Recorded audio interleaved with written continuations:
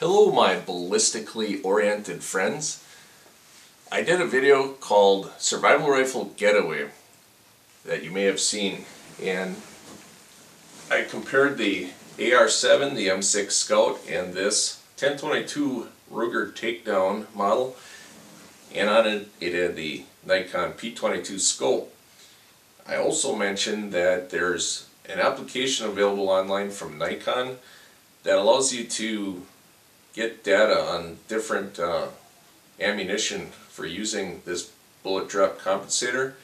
Now there's an advantage to anybody that wants to use this app because it gives you a lot of information on commercially available ammunition. You can also print graphs, and I think it's very useful. But if you have one of these, you almost have to go. You got to use it. You know, I think it's kind of built into the cost of the scope. Maybe, I don't know. It's a pretty neat thing to be able to see your reticle and put in, use a drop down, find the ammunition that you're going to use, and you know your muzzle velocity, and you can get ballistic energy. You know, all the different variables on your ammo. You can see it right there. You can know your holdover, which dot to aim with at different distances, which would be really good for hunting because most people don't actually have a range where they can go out at 100, 200, 300, etc. and test their ammo. But it's just fun. It's a fun application to play with, so I recommend that you check it out. You go to nikonhunting.com and find the spot on icon or link, and click that, and that'll get you started. Now I think we're gonna have to try this thing out and see if it actually works. I just used the ammo that I normally shoot, the Federal value pack, the 525 round Federal Champion. That's the 36 grain, 1260 feet per second, I believe, something like that. And we'll check that out, and we'll see if we can get good results.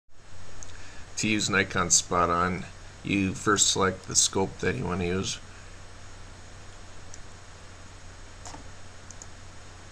And then your caliber, manufacturer of your ammo, and then you want to set your target distance and your zero distance and your scope zoom magnification if you've got a zoom scope, and crank one off. Now you can see that I'm going to have to use the, something's wrong here. I don't think I have the right bullets selected here. There, that's better. Yeah. Yeah. Champion target hollow point 36 grain. Now right there, the third one down for 100 yards, that's the one I'm going to center on my target if I'm zeroed at 25. And you can also print this and generate a ballistic trajectory report here. Let's go with drop. Now the first time you use this application, you're gonna have to enter your personal information, not too much, name and email address, I think, which isn't too painful. Now you can see at 100 yards our drop is 13 inches, and you can take that all the way out to 200, and that's going to be a little over 60 inches for that particular ammunition at that starting muzzle velocity of 1260. So let's try this thing out in the field and see if the results match what this thing says. Let's see if I'm zeroed at 25 and I hold with this reticle, if it'll actually hit the target at 100.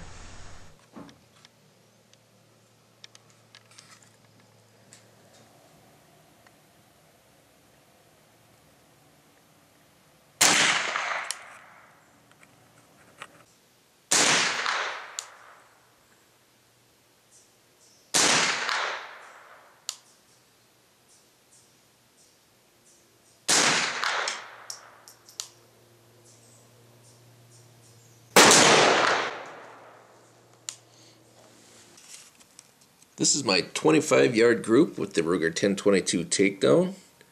It's less than 1 inch. And when I took it out to 100 yards, this is what I got. Pretty much centered on the target. And not bad, just slightly over 5 inches. Here's another one I shot at 100.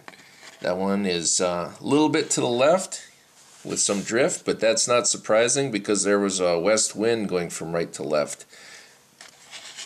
And that group size is also just over 5 inches. Pretty darn impressive. I think Ruger's got a winner with the 1022 takedown. Just so you know, I also took the barrel off and remounted it, and the accuracy did not change. One more thing I'd like to check before we leave is the velocity graph. I was just wondering what we had there at 100 yards. Looks like 1,000 feet per second.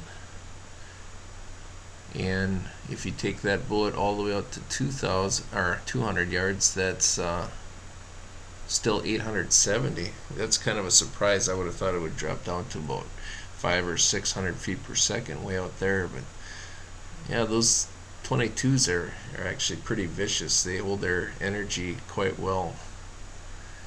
Well, I gotta tell you, friends, if you like your 1022s and you got a use for one that breaks down and stows like this, and you don't mind paying a little extra for it, I think the takedown version is a winner.